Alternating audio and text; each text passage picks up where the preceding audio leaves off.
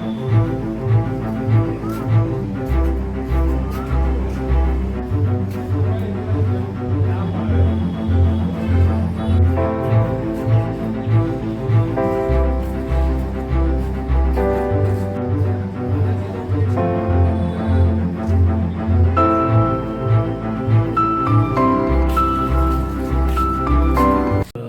ગુમ થવાના પ્રકરણમાં આરોપીની ધરપકડ કરવામાં આવી છે. શું છે વિગતો?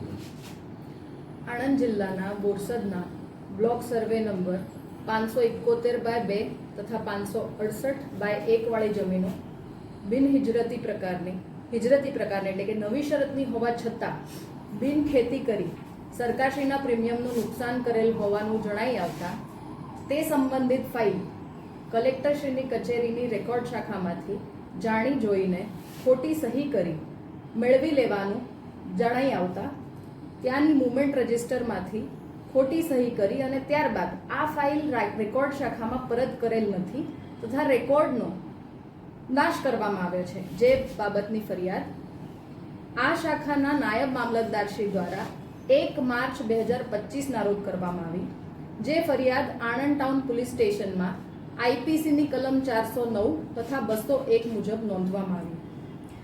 સરકારી કચેરીમાંથી કોઈ પણ મહત્વના પુરાવા ફાઇલ ને ગુમ કરવામાં આવે આ બાબતની ફરિયાદની ગંભીરતા જોતા આણંદ જિલ્લા પોલીસ વડા જસાણી સાહેબ દ્વારા આ ફરિયાદની તપાસ એલસીબી શાખાના પોલીસ ઇન્સ્પેક્ટર શ્રી HR બ્રહ્મભટ્ટને સોંપવામાં આવી. આ ગુનાની તપાસ દરમિયાન કલેક્ટરશ્રીની કચેરીમાં ફરજ બજાવતા સંલગ્ન વિભાગના કર્મચારીઓના નિવેદન લેવામાં આવ્યા તથા જરૂરી રેકોર્ડ કબજે કરવામાં આવ્યા. જે તપાસ દરમિયાન આ ફાઇલ જે તે વખતે કલેક્ટરશ્રીની કચેરીમાં ફરજ બજાવતા નાયબ મામલતદાર JD પટેલ નાઓએ મંગાવેલ હોવાનું જણાઈ આવતા ગઈકાલે સાંજે તેઓની ધરપકડ કરવામાં આવી છે તથા આજ રોજ નામદાર કોર્ટમાં તેઓને રજૂ કરી રિમાન્ડની પ્રક્રિયા હાથ ધરવામાં આવી છે. બેન, ફાઇલ ગુમ કરવાના પાછળ એમનો મોટો શું હતો આરોપીનો? એ વિષય તપાસનો છે, એટલે હમણાં એની તપાસ ચાલુ છે, જેના માટે આપણે આમાં કેટલા ઇન્વોલ્વ છે આમના સિવાય? કલેક્ટર હનીટ્રેડ સાથે પણ આ ફાઇલ સંકળાયેલી છે. શું છે વિગતો એની ફાઇલ એમાં છે કે કેમ? આજ રોજ આપણને જે માહિતી મળવામાં આવી છે એ બિન ખેતી લાયક કરી જમીન અને એ બાબતની છે.